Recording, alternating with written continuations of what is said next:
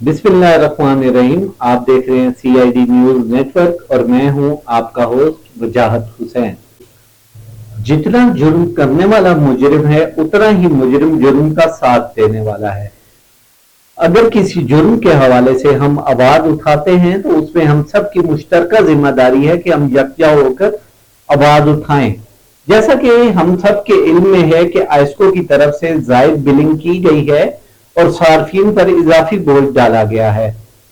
आइस्को की तरफ से टारगेट पूरा करने के लिए घरेलू सार्फिन और कमर्शियल सार्फिन को जायद बिलों की सूरत में इजाफी बोझ का सामना करना पड़ रहा है और इसकी तमाम तर वजूहात जो हैं उसमें सबसे अहम ये है कि आइस्को ने टारगेट पूरा करने के लिए सार्फिन को बनाया अपना शिकार।